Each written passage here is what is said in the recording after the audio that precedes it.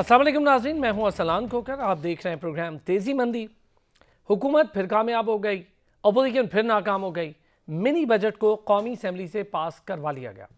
Mini budget जिस पर काफ़ी सारे प्रोग्राम्स हो रहे हैं, मुख्तलिफ चैनल्स पर आप देख भी रहे हैं, लेकिन तमाम तर जो मामलात हैं उसमें एक चीज़ सेंटर पॉइंट है कि आम आदमी के लिए बोझ अब मज़ीद कितना और बढ़ सकता है। क्या हम बोझ उठाने के काबिल रहे हैं? क्या पेट्रोल की कीमतें 150 के करीब होने का जो इम्कान है, उसके बाद कोई चीज़ मज़ीद सस्ती रह जाएगी? सस्ता नाम तो खैर पाकिस्तान में वैसे ही ख़त्म हो चुका है। आटे की कीमतें आसमान से बातें कर रही हैं। 20 किलो आटे का थैला खैबर पख्तूनख्वा में कुछ फरहमी का मामला था, जिसकी वजह से 100 रुपये उस पर भी इजाफा हो गया। अब चीनी आपकी दस्तरस में नहीं रहती है। जो चीज़ें पाकिस्तान भर में पाई जाती थी, आलू हम खुद उगा लेते थे, हमारे पास गंदम होती थी, सब कुछ होता था, वो अब बाहर से भी आ रहे हैं और हमारे लिए वो महंगी हैं। अब एक बार फिर ये मिनी बजट का नाम सुनने के बाद जो इकॉनमी के साथ बेहतरी की बातें हो रही हैं, उसमें आवाम का टाइटन होना क्यों ज़रूरी है? आवाम के लिए एक मुश्किल अब ये पड़ चुकी है कि हमारे यहाँ इसको कंजम्पशन मार्केट कहा जाता था, लेकिन अब कंजम्पशन पावर ही नहीं रही, तो कंजम्पशन मार्केट कैसे एग्जिस्ट कर सकती है, इस पर भी बात करेंगे। फिर तिजारती खसारा 25 अरब डॉलर से बढ़ चुका है। तिजारती खसारा बढ़ने का मतलब हर वो सेक्टर जहाँ पर तिजारत हो रही है, एक्सपोर्ट्स के नंबर, इंपोर्ट्स के नंबर, ट्रेडर्स, छोटे बड़े दुकानदार, ख़रीदार, सब लोगों पर इसका असर पड़ता है। दिसंबर 2021 की अगर मैं बात करूँ तो मुख्तलिफ ममालिक के साथ जो हमारी एक्सपोर्ट्स हैं उसमें भी थोड़ी कमी वाक़ हुई। महंगाई की शरह आप तमाम तर लोगों को पता है कि पिछले 22 से 23 माह हो चुके हैं, बुलंद तरीन सतह पर है। फिर मॉनिटरी पॉलिसी में मुसलसल इंटरेस्ट रेट का इजाफा जारी है। और ये मिनी बजट अब मईशत और कारोबार पर क्या असरात डालेगा और आम आदमी पर, इन तमाम तर चीज़ों पर बात करते हैं। सनाउल्लाह मरवत साहब कैपिटल मार्केट एक्सपर्ट हैं, उन्होंने हमें ज्वाइन किया है। उनके साथ साथ राना एहसान अफजल खान साहब माहिर मुआशियात हैं, हमें ज्वाइन किया। बहुत बहुत शुक्रिया सर दोनों हजरात का। सर पहले ज़रा स्टॉक मार्केट की बात हो जाए। 45,800 पे अभी थोड़ी देर पहले मैं देख रहा था मार्केट है, लेकिन 45,000 46,000 पॉइंट्स की सतह पे खड़ी है। नीचे जाती है तो 43 44। लेकिन सर इस वक्त मार्केट में एक ख़ास किस्म का, मैं अगर कहूँ तो जमूद तारी है कि एक थोड़े थोड़े पॉइंट्स की बेहतरी है और बस उसी के बीच खेल रही है मार्केट। ऐसा क्यों है? क्या मिनी बजट के भी असरात थे? कुछ खबरें हैं पॉलिटिकली, उसका भी मसला है क्या? IMF के साथ जो मामला हैं उसका भी मसला, मामला क्या है? जी अरसलान, बहुत शुक्रिया। जैसे अभी स्टार्ट में आपने बड़ी तफसील से बताया मिनी बजट का भी, तो ये सारे असरात मिनी बजट, फिर पॉलिटिकल अनसर्टेनिटी, महंगाई का बढ़ जाना, फिर आवाम में बेचैनी का होना, ये सारी चीज़ें जो होती हैं वो फिर स्टॉक मार्केट पे भी असरअंदाज होती हैं, जिसकी वजह से मार्केट कई अरसे से, जो अगर मैं कहूँ कि पूरा साल 3-4 हज़ार पॉइंट के रेंज में ही रही है, 48 और 44,000 के से। अभी जो थोड़ी बहुत इसमें हम कुछ न कुछ बाइंग देख रहे हैं, ये वजह यह है कि जनवरी से रिज़ल्ट सीज़न चूँकि स्टार्ट हो जाता है और ये सिलसिला फिर आगे मार्च तक रहता है और मार्च के बाद मार्च की क्वार्टर के रिज़ल्ट भी आना शुरू हो जाते हैं।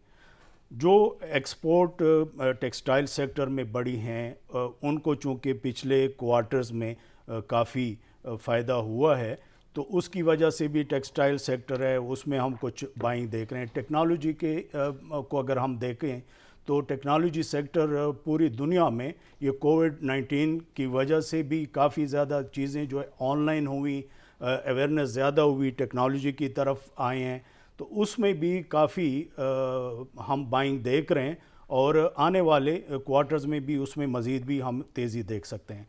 इसी तरह अगर हम फार्मास्यूटिकल सेक्टर की बात करें तो उसमें भी यही है कि दवाइयों की मांग ज़्यादा होना, कीमतें ज़्यादा होना, तो लोगों के पहुंच से तो नो डाउट वो निकल जाती हैं। लेकिन अगर हम स्टॉक मार्केट की हद तक बात करें तो उनके कंपनीज़ के प्रॉफिट में इजाफा होता है। तो यही सारी चीज़ें, सारे अवामिल होते हैं जिस पे हमारी नज़र होती है और तब हम अपने सुनने वालों को और हम अपने जो क्लाइंट्स होते हैं उनको हम टाइम टू टाइम गाइड करते हैं। चलें सनाउल्लाह मरवत साहब, काफ़ी डिटेल की बात हो गई। राना साहब, आ गया मिनी बजट। पहले तो मुझे ये बताएं कि ओपोजिशन का मामला है क्या? जब भी कोई ख़ास मामला होता है ओपोजिशन गायब हो जाती है। या लड़ना शुरू कर देती है। लेकिन कोई ऐसा बिल अब तक नहीं आया जिस पर अपोजिशन स्टैंड कर पाई हो। अददी बरतरी कहीं दिखाई भी दी तो उसका भी कोई खातिर खा नताइज नहीं निकले जैसा सेनेट में हुआ। मामला है क्या, ज़रा पहले पॉलिटिकली थोड़ी सी इस पर बात करते हैं, चूँकि पॉलिटिक्स और इकोनॉमी दोनों एक साथ इंटरकनेक्टेड है। देखिए, बिल्कुल ये हुकूमत जो है वो मिनी बजट पास करने में कामयाब रही और उनके नंबर्स पूरे नहीं थे। 172 नंबर्स जो हैं वो सिंपल मेजॉरिटी के लिए चाहिए होते हैं, उनके कोई 15 के करीब मेंबर्स कम थे, लेकिन उसके बावजूद ऑपोजिशन के उतने ही जो है वो नंबर्स वो भी अपने पूरे नहीं कर पाए। तो हुकूमत जो है वो अपना जो मिनी बजट है वो पास हो गया। देखें, अब आगे मूविंग फॉरवर्ड, हुकूमत चाहती थी मिनी बजट पास करना जरूरी है क्योंकि आईएमएफ की जो शराइत थी टैक्स कलेक्शन के ऊपर वो जो है वो पूरी करनी थी, अब वो पूरी हो गई। तो अब एक तरफ से मैं समझता हूं कि अब जो हुकूमत की रिस्पॉन्सिबिलिटी है, अगर आईएमएफ का प्रोग्राम बहाल होता है और हुकूमत को आईएमएफ की ट्रांच मिलती है, सर्टिफिकेशन मिल जाती है आईएमएफ की हुकूमत पाकिस्तान को, तो हुकूमत के लिए डॉलर्स इकट्ठे करना इंटरनेशनल मार्केट से, इंटरनेशनल जिस तरह अदारे हैं, इंस्टीट्यूट्स, एडीपी, वर्ल्ड बैंक, और फिर अगर आपने सुकूक बॉन्ड्स भी जो है वो फ्लोट करने हैं तो ये मुमकिन हो जाता है। अब ये हुकूमत की रिस्पॉन्सिबिलिटी है कि एक जो महंगाई की वजह बनती है, रुपए की कदर गिरना, उसको अब हुकूमत अगर टाइमली डॉलर्स को रेज करती है, considering the coming shortfall in your current account deficit, जो करंट अकाउंट डेफिसिट जहां आपका जा रहा है, अभी आपने तजारती खसारे की बात की कि 25 अरब डॉलर तक लगभग वो पहुंच चुका है, तो इसी तरह अगर आप इसको अगले 6 महीने में भी इसी को ही कहें कि इतना ही हो जाए, अल्लाह ना करे इतना हो, लेकिन अगर इतना हो जाता है तो 50 अरब डॉलर के करीब आपका तजारती खसारा होगा और उसकी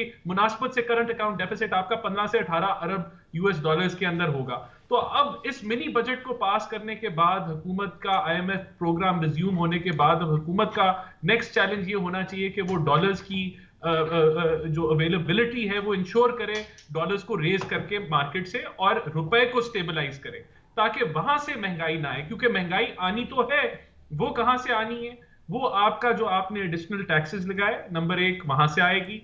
फिर जो आपने एग्री किया है कि आपने पेट्रोलियम लेवी को 30 रुपए तक लेके जाना है, हर महीने 4 रुपए उसका रेट बढ़ाना है, और अभी ये आ भी गई है समरी के, शायद कल अब अंदाजा लोग लगा रहे हैं कि कल पेट्रोलियम की प्राइसेस 5 रुपए से ज्यादा, सर 150 से ऊपर जाने का इम्कान है राणा साहब, 150 से ऊपर जाने का। अच्छा, मैं एक चीज राणा साहब, एक चीज इसी में ऐड कर दूं, श्रीलंकन गवर्नमेंट ने आईएमएफ के पास जाने से पहले अपने कर्जों को चाइना के साथ रीस्केड्यूल करने का प्लान बना लिया है। काफ़ी वाइज प्लान नहीं लगता आपको कि आईएमएफ के पास जाने से पहले ज़रा इधर उधर कोशिश कर लें? इस हमसे छोटा मुल्क है, हमसे ज़्यादा मुश्किलात का शिकार है, सिक्योरिटी इश्यूज़ भी हैं, हमारी सपोर्ट उन्हें बहुत रहती है, लेकिन काफ़ी वाइज प्लान के साथ अगर कोई मुल्क आगे बढ़े तो यकीनी तौर पर 1 अरब 2 अरब डॉलर आपको मिल रहे होते हैं किसी एक ट्रांस के थ्रू, और 1-2 अरब डॉलर के लिए आप 25-25 अरब डॉलर का तजारती खसारा बढ़ा रहे होते हैं। देखिए, ये जो सर्टिफिकेशन है, अगर ये ना मिलती हमें आईएमएफ की जो है रिज्यूम ना हम कर पाते, तो फिर ना वर्ल्ड बैंक ने आपको पैसे देने थे, ना आपको जो है वो एडीपी ने देने थे, बल्कि जो सऊदीया से भी आपने पैसे उठाए हैं वो भी आईएमएफ के साथ प्रोग्राम रिज्यूम करने पे मुनस्सर है, वरना 72 घंटों में सऊदी अरेबिया भी अपने पैसे वापस ले सकता है। तो अब आईएमएफ के साथ, लेकिन हमें ये पता है कि जो अब तो जो 3.25 सालों में जो आईएमएफ की डील हुई है उसके अंदर काफी चीजें आम आदमी को भी पता चल गई हैं कि पहला जब ये डील ही स्टार्ट हुई तो दरमियान में वजीर खजाना तब्दील हो गए, और फिर जो यूनुस धागा साहब है उन्होंने भी कुछ इंकशाफात किए कि किस तरीके से पूरी टीम दूसरी दफा भी चेंज हो गई ड्यूरिंग नेगोशिएशन, और फिर जो नई टीम आई वो सब जो उनकी बातें वो मान गई। तो हमें नजर आता है कि हुकूमत की तरफ से जो नेगोशिएशंस होती रही हैं पिछले 3.25 साल में आईएमएफ के ऊपर, शायद वो कमजोर तरीन नेगोशिएशंस रही हैं और गुंजाइश हुकूमत के पास कोई ज्यादा नहीं थी। तो मैं अगर मुझे, if you allow me to complete my point, अब आगे मूविंग फॉरवर्ड, अब जो महंगाई आनी है वो आपकी बिजली के जो नर्क बढ़ रहे हैं उसके ऊपर से आएगी, पेट्रोलियम के नर्क जो बढ़ रहे हैं, और जो एडिशनल टैक्सेस लगे। लेकिन हुकूमत की अब जिम्मेदारी है आईएमएफ प्रोग्राम को रिज्यूम करने के बाद कि वो रुपी डॉलर पैरिटी को बरकरार रखे, बल्कि उसमें बेहतरी लाए ताकि उस एंड से हमें कोई रिलीफ मिले। अच्छा, मैं राणा साहब एक छोटा सा मुझे ब्रेक लेना है, राणा साहब एक ब्रेक लेना है, फिर मैं ज़रा वापस आता हूँ तो 2-3 चीज़ें हैं। एक बड़ा जिक्र गवर्नमेंट भी करती है। सनाउल्लाह मरवत साहब से कोई 2-3 प्रोग्राम पहले इस पर बात हो रही थी तो उन्होंने भी उसका जिक्र किया, वो था रोशन डिजिटल अकाउंट। ज़रा बात करके देखते हैं क्या है, कैसे खोला जाता है, इसके ज़रिए इन्वेस्टमेंट कैसे की जाती है, कितनी आसान है, चूँकि काफ़ी ज़्यादा लोग इसके बारे में नहीं जानते। वापस आते हैं ब्रेक से तो इस पर भी बात करते हैं और मिनी बजट पर भी।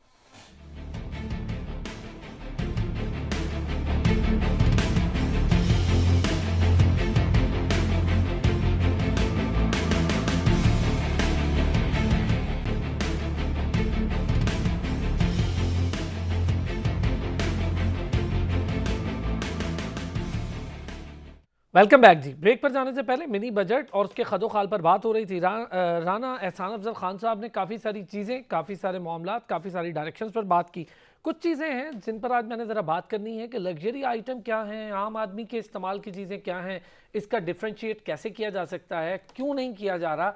अगर देसी घी की कीमत बढ़ रही है, क्रीम की कीमत, मक्खन, पनीर और वो दूध के जो बच्चों के लिए पैकेट अब 200 ग्राम का होगा तो ठीक, उससे ऊपर होगा तो उसके पैसे बढ़ेंगे। 200 ग्राम का कौन लेता है? 300 ग्राम कम से कम डब्बा है, अब उससे ऊपर फिर 600 900। तो ये मामलात, इस पर भी बात करते हैं। लेकिन सनाउल्लाह मरवत साहब, रोशन डिजिटल अकाउंट ज़रा मुझे बताएं, गवर्नमेंट इसकी इतनी ज़्यादा बात करती है, हमेशा हम सुन रहे होते हैं, इन्वेस्टमेंट थ्रू रोशन डिजिटल अकाउंट स्टॉक मार्केट में ये कैसे हो सकती है? कई लोग हैं जिनको पता ही नहीं है कि इसका इस्तेमाल क्या है, तो ज़रा आसानी से करके लोगों के लिए भी बता दें, सुनने वालों के लिए भी आसानी हो जाए। जी, अरसलान, इस पे थोड़ा सा टाइम चाहिए होता है, लेकिन प्रोग्राम की वक्त की कमी की वजह से मैं कोशिश करता हूँ कि उसको कम अल्फाज में बयान करूँ। रोशन डिजिटल अकाउंट हमारे ओवरसीज़ पाकिस्तानी के लिए नेशनल क्लियरिंग ने जो है ये बहुत अच्छा एक इकदाम उठाया है कि वहाँ पे वो ओवरसीज़ पाकिस्तानीज़ रोशन डिजिटल किसी भी बैंक में अकाउंट ओपन कर सकते हैं। उसके साथ साथ वो फैसिलिटीज़ ले सकते हैं स्टॉक एक्सचेंज में अकाउंट ओपन। कोई भी जो है ना ब्रोकर सेलेक्ट जब वो करते हैं वहाँ पे सीडीसी में कंसोल में जाके वहाँ पे कोई भी ब्रोकर ABC जो उनके फेवरेट होते हैं तो वो वहाँ पे अकाउंट ओपन कर सकते हैं। उसके थ्रू वो रोशन डिजिटल बैंक के थ्रू उसका पैसा CDC में जाता है और CDC से जो है जो ब्रोकर होता है वो यूज़र ID और पासवर्ड उनको मिल जाता है और रियल टाइम में वो ट्रेडिंग करते हैं। इसके साथ साथ नेशनल क्लियरिंग ने एक और अच्छा इकदाम किया है जिसको डिजिटल अकाउंट कहते हैं। पहले manually account opening form fill होते थे और उस पर काफ़ी टाइम लग जाता था। अब ये होता है कि आप ऑनलाइन अपने ब्रोकर के साथ अकाउंट ओपन कर सकते हैं। उसमें ये ज़रूरी है कि जो कोई ज़रूरी डॉक्यूमेंट्स होते हैं जिसका उसमें शनाख्ती कार्ड, उसके नॉमिनी का शनाख्ती कार्ड और सोर्स ऑफ इनकम, ये सारी चीज़ें, बैंक स्टेटमेंट, फाइलर है तो जो फाइल की हुई है वो स्टेटमेंट चाहिए होती है। वो ऑनलाइन अपने ब्रोकर को वो कहते हैं खुद से डिजिटल अकाउंट के थ्रू इसलिए ना करें कि वो कहीं पे नेशनल क्लियरिंग में डाटा अगर स्टक हो जाता है तो उस पर टाइम ज़ाया होता है। ठीक है, वो अपने ब्रोकर करना चाहिए। हाँ, थ्रू ब्रोकर अपने ब्रोकर को कहते हैं, वो ऑनलाइन आपका डाटा डालता है, उसके थ्रू आपका अकाउंट सब्सिडी से ओपन हो जाता है और इसी तरह आप फिर ट्रेडिंग करना शुरू करते हैं। वो फिर नॉर्मल बैंक अकाउंट से आप पैसा ट्रांसफ़र कर सकते हैं अपने स्टॉक एक्सचेंज के ट्रेडिंग अकाउंट में और जब भी फिर आपको पैसा चाहिए होता है उसमें ऑनलाइन आपकी मोबाइल ऐप मिल जाते हैं, कंप्यूटर पे भी, वहाँ से फिर पैसा उठ के आपके रजिस्टर्ड बैंक में चला जाता है। यहाँ पे अरसलान एक जो अवेयरनेस की ज़रूरत है जो कि आम, जैसे आपने बताया, एक बहुत अच्छा पॉइंट आपने उठाया है कि लोगों को ज़्यादातर ये पता नहीं होता कि जी हमारा पैसा कहीं डूब ना जाए। जो पहले ज़माने में मैनुअल सिस्टम होता था तो ब्रोकर जो है वो पैसा लेके चले, अब वो सिस्टम नहीं है। आपका प्रॉपर अकाउंट सब CDC में ओपन हो जाता है, आपका UIN रजिस्टर्ड हो जाता है नेशनल क्लियरिंग के साथ, आपकी पूरी सिक्योरिटी होती है। Digital account full secured account है तो कोई ऐसा मसले वाली बात नहीं, कोई भी ऐसे इसमें नहीं है। तो बिला झिझक जिस तरह बैंक में आपका पैसा सिक्योर है इसी तरह आपका किसी भी जो है ना जो अच्छे ब्रोकर हैं वहाँ पे अकाउंट जब ओपन करते हैं तो वहाँ पे भी आपका पैसा बहुत सिक्योर है। और ये हो गई सारी डिटेल वाली बात। चलें जी, इससे अगला सवाल अब आपके लिए ना मैंने थोड़ा डिफरेंट था, थोड़ा टेढ़ा था, उस पर मैं बात करूँगा स्क्रिप्ट्स के ऊपर। लेकिन राना साहब, सर अब अगर हम देखें, मैं जिसका जिक्र पहले भी कर रहा था, चाहूँगा थोड़ी सी बात उस पर भी कर लें। जो मामलात हमारे साथ हैं, अगर हम IMF का प्रोग्राम नहीं लेते तो दीगर जो एजेंसीज़ हैं, इंटरनेशनल एजेंसीज़ जिनसे हम कर्ज़ों की भरमार अपने ऊपर बोझ की तरह लाद रहे हैं, यही मामला श्रीलंका के साथ भी था। मेरा कहने का मतलब है कि उन्होंने उसको थोड़ा स्टॉप लगाया, उन्होंने कोशिश की कि अपने कर्जों को चाइना के साथ रीशेड्यूल करें। कोई ना कोई वे तो निकल सकता है बहुत सारी चीज़ों का। ये काम अगर शुरू में ही कर लिया जाता, जिसका वज़ीर आज़म खुद आके पहली तकरीर में जिक्र करते रहे हैं, खिताब किया जब कौम से कि मैं नहीं ले सकता कर्ज, मुझे शर्म आती है, लेकिन ये मामला उस तरह चला नहीं। देखिए बिल्कुल, ये जो निगोशिएशन होती है ये आपको एक स्ट्रेंथ से या आपकी जो नैरेटिव है निगोशिएशन के लिए वो तगड़ा होना ज़रूरी है और कन्विंसिंग पावर होनी चाहिए। और जब आप इतने बड़े अदारे से बातचीत कर रहे हों तो आपकी तैयारी जो है वो मुकम्मल होनी चाहिए और आपके पास ऑल्टरनेटिव प्लान्स भी मौजूद होने चाहिए। लेकिन अगर इस तरह की निगोशिएशन में डिलेज आ जाएं या आप कभी एक टीम एक बात करे, दूसरी टीम दूसरी बात करे और बात जो है फिर आप पूरी ना कर पाएं तो निगोशिएशंस आपकी वीक हो जाती हैं। और लगता है ऐसा ही है कि इसी तरह कुछ हुआ पिछले 3.25 सालों के अंदर। और देखिए, लेकिन यहाँ मैं जरूर कहूंगा कि आईएमएफ भी आपको क्या कहता है। आईएमएफ कहता है कि आपका जो सर्कुलर डेट है वो आप इस तरीके से आप उसको आगे नहीं चला सकते, वो सस्टेनेबल नहीं है। आपको पावर सेक्टर में रिफॉर्म्स लाने की जरूरत है, आपको लाइन लॉसेस कम करने की जरूरत है, आपको कलेक्शन बेहतर करने की जरूरत है। और जब वहां कुछ नहीं आप कर पाते तो फिर वो आपको मजबूरन कहता है कि आप रेट्स बढ़ाएं, बिजली की पावर के रेट्स बढ़ाएं और इसको सर्कुलर डेट को जो है वो वहां से संभालें।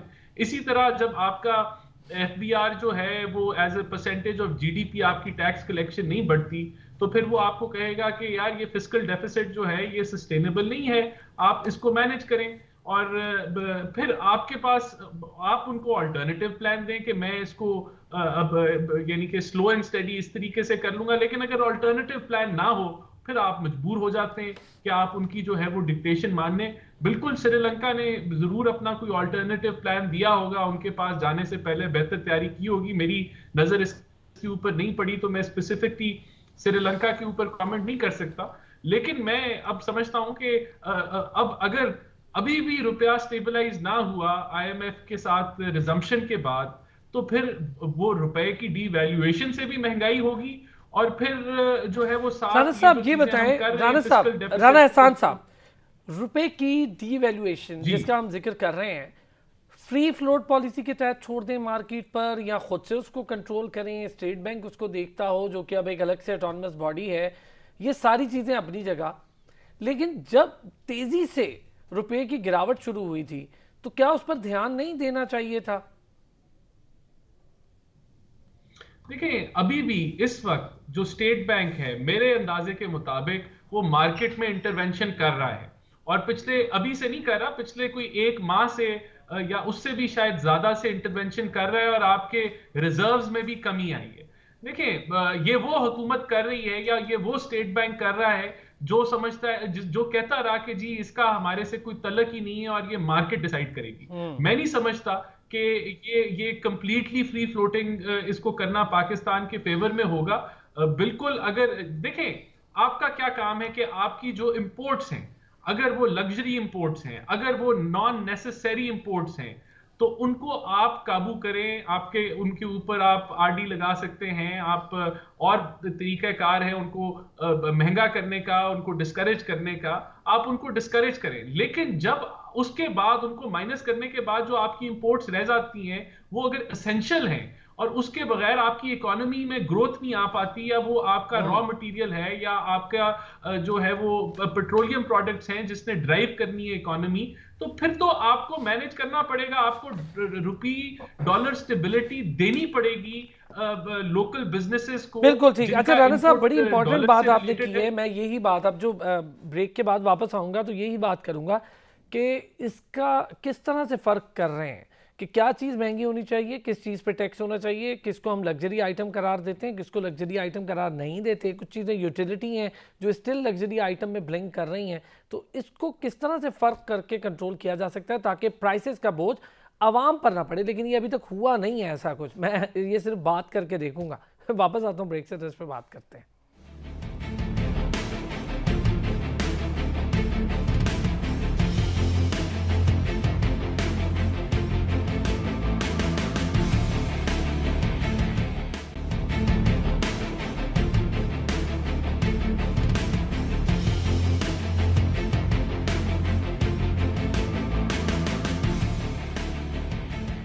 वेलकम बैक जी। मैंने ब्रेक पर जाने से पहले कहा था ज़रा उन चीज़ों पर बात करेंगे जो लग्जरी आइटम कहलाए जाते हैं, जिनकी ज़रूरत नहीं है, लेकिन क्या वो यूटिलिटी के तौर पर इस्तेमाल हो रहे हैं पाकिस्तान में?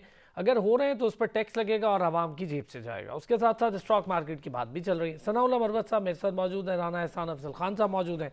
सनाउल्लाह साहब, सर जो सूरत हाल है इस वक्त मुल्क की, उसमें कम बेशी लोग अपना पैसा बाहर निकाल रहे हैं, जिसका जिक्र कई बार खुद वज़रा भी कर चुके, वज़ीर आज़म भी इससे काफ़ी परेशान दिखाई दिए कि लोग अब निकाल नहीं रहे। तो जो एक हमारे पास एक चीज़ या विंडो नज़र आती है उसमें यह है कि जो लोग जल्दी में कुछ अर्न करना चाहते हैं, कुछ अपने छोटे से सरमाए को थोड़ा सा पैसा बना लेना चाहते हैं, वो स्टॉक मार्केट है। कौन कौन से स्क्रिप्ट्स पिछले 3 मंथ की अगर मैं आपसे बात करूं, लंबी भी ना करूं, 3 मंथ्स में आप किन में ज़रा बेहतरी देखते हैं, किन सेक्टर्स में इन्वेस्टमेंट का सेफ मोड क्या है?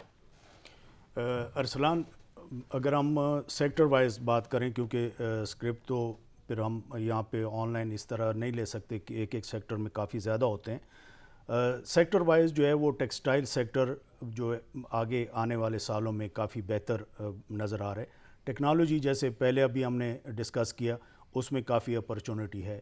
फार्मास्यूटिकल सेक्टर है, ऑयल कंपनीज़, ऑयल रिफाइनरीज़ में बेहतरी नज़र आ रही है। ऑयल मार्केटिंग में जो जिस तरह अभी राना साहब ने भी बताया कि जी पेट्रोल की कीमतें अगर बढ़ेंगी तो ऑयल मार्केटिंग जो कंपनीज़ हैं उसके जो है प्रॉफिट भी बढ़ेंगे, साथ साथ तो उनके शेयर्स की वैल्यू भी जो है आगे बढ़ सकती है। ऑयल एक्सप्लोरेशन जो कंपनी हैं उनमें भी काफ़ी अच्छे। तो ओवरऑल इस तरीके से अगर प्रॉपर एडवाइस के साथ कोई भी जो हमारे स्मॉल इन्वेस्टर हैं उनके लिए मैं ये बात कर रहा हूँ कि अपने तौर पे अकाउंट ओपन करना जो है वो तो आसान है। कौन से सेक्टर में किस तरह इन्वेस्टमेंट करनी चाहिए, उसके कैसे स्टॉप लॉस लगाने चाहिए, कहाँ पे प्रॉफिट बुक करना चाहिए, उसको फिर री इन्वेस्ट कैसे किया जाता है, ये किसी भी एडवाइस के बगैर जो है आप ट्रेडिंग ना करें। उससे होता क्या है कि आपका एक तो टाइम ज़ाया होता है, और अगर लॉस होता है तो साल हर साल उस लॉस को रिकवर करने में आप लग जाते हैं। तो प्रॉपर जैसे अरसलान, अक्सर मैं एग्ज़ाम्पल देता हूँ कि जब हम किसी भी डॉक्टर के पास जाते हैं तो वो अगर मेरे आँख में कोई मसला है तो मैं ये नहीं कर सकता कि मैं आर्थोपेडिक डॉक्टर के पास जाऊं कि जी मेरी आँख का इलाज आप करें।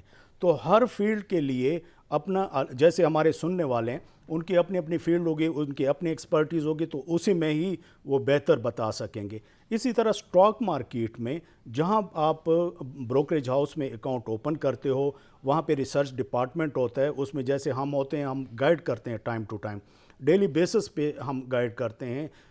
रात को जो है अगले दिन की प्रेडिक्शन बताते हैं कि जी आपने ये करना है रियल टाइम के साथ।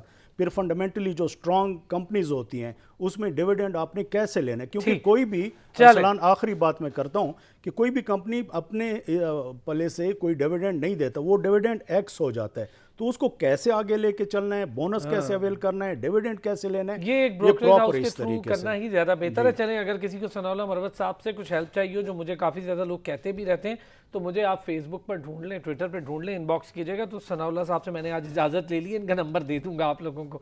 अच्छा राना साहब, सर मुझे ये बताएं, ये जो फ़र्क है ये कैसे होगा? दूध का डब्बा जो 500 रुपये से ऊपर है बच्चों के लिए, जो फार्मूला दूध है सर, वो यूटिलिटी है, 500 रुपये से ऊपर होगा, 17% गवर्नमेंट का सेल्स टैक्स लगेगा। अच्छा फिर जी पनीर हो गया, मक्खन, क्रीम, देसी घी, मिठाई, इनकी कीमतें भी बढ़ेंगी। तो चीज़ें तो आप गैस देते नहीं, रोटी बाहर से लेनी पड़ रही है, खाना बाहर से लेना पड़ रहा है, और आप उसी खाने पे टैक्स लगा देंगे। यहाँ तो गैस दे दें भाई कि घर पे बना लें, क्या करें सर? देखिए बिल्कुल, ये पहली दफ़ा ऐसे हुआ है कि बेकरी आइटम्स में जो डबल रोटी है या बन है या इसी तरह दूध जो है जो कि डब्बा बंद हो या जो है किसी ब्रांड का हो, उसको लग्जरी आइटम के अंदर जो है वो डिक्लेयर कर दिया गया है, जो कि वाकई मैं नहीं समझता कि ये लग्जरी आइटम है, ये तो डेली हाउस होल्ड की यूजेज है। लेकिन मैं समझता हूँ कि जब आप टैक्स कलेक्शन जो है वो अपनी एक डायरेक्ट टैक्सेशन नहीं बढ़ा पाएंगे और आप जो है प्रॉपर तरीके से टैक्स रिफॉर्म्स नहीं लेके आएंगे, और बहुत सारे जो सेक्टर्स जो हैं जो टैक्स नेट के अंदर नहीं मौजूद, उनके ऊपर आप उनको नहीं टैक्स नेट में लेके आएंगे, तो फिर यही जो है वो सबसे आसान तरीका है कि आप इनडायरेक्ट टैक्सेशन जो है उसको आप बढ़ा दें और इनडायरेक्ट टैक्सेशन जो है वो एक रिग्रेसिव टैक्स है जो कि अमीर पे भी उतना ही लगता है और गरीब पे भी उतना ही लगता है, और गरीब पे ज्यादा लगता है उसकी इनकम की परसेंटेज के ऊपर। तो ये फिर इसी तरह की आपको चीजें जो है वो नजर आएंगी। अच्छा राना और साहब, यही एक कुछ हो सवाल, रहा है। चूंकि वक्त की कमी है, एक ये सवाल जो और है आपसे राना साहब। ये जो अब तिजारती खसारा है, मिनी बजट आ गया, बजटरी डेफिसिट्स को पूरा करना है, और फिर जो रेवेन्यू गैप्स होते हैं, रेवेन्यू से मुराद मेरी वही टैक्सेशन वाले मामला है, टैक्स कलेक्शन के जो गैप, इसमें डायरेक्ट टैक्सेस इनडायरेक्ट टैक्सेस की भरमार है। तो ये सारी चीज़ें कैसे ठीक हो पाएंगी इस गवर्नमेंट के आखिरी वक्त तक, क्योंकि अब वक्त भी कम है गवर्नमेंट के पास। देखिए, मैं समझता हूँ कि गवर्नमेंट के लिए बड़ा मुश्किल है, क्योंकि यूजली ऐसे होता है कि जो आखिरी साल होता है वो गवर्नमेंट डेवलपमेंट के ऊपर फोकस करती है और यानी कि वहाँ फंड्स अपने एलोकेट करती है। लेकिन यहाँ तो हुकूमत इस यानी कि 3.25 साल बाद जो चौथा साल है हुकूमत का, उसके अंदर हुकूमत को ये IMF की सख्त शराइत जो है वो माननी पड़ी है। लेकिन इसकी भी जिम्मेदार एक तरीके से हुकूमत ही है, क्योंकि हुकूमत का जो टैक्स के ऊपर कोई रिफॉर्म्स को ना लाना, पावर सेक्टर सर्कुलर डेट के ऊपर कोई रिफॉर्म्स पावर सेक्टर में ना लाना, तो फिर अब हुकूमत को ये चीजें माननी पड़ी हैं, जिसकी वजह से हुकूमत मैं समझता हूँ कि डेवलपमेंट पे उस तरीके से नहीं खर्च कर पाएगी। और ओवरऑल आपका जब एक इन्फ्लेशनरी ट्रेंड चल रहा है वो आगे जाके और भी मजीद बढ़ जाएगा। ठीक है राना साहब, वक्त की कमी है, बहुत शुक्रिया। सनाउल्लाह मरवत साहब हमारे साथ मौजूद थे, राना एहसान अफजल खान साहब हमारे साथ मौजूद थे। जामे और मुफस्सिल बात हुई मिनी बजट पे, आम आदमी के हवाले से कोशिश की आज बात करके देखें और डिफरेंस कुछ देख लें हम भी कि जो यूटिलिटी है वो क्या है, लग्जरी आइटम क्या है। अगले हफ्ते फिर होगी आपसे मुलाकात, अपना ख्याल रखिएगा।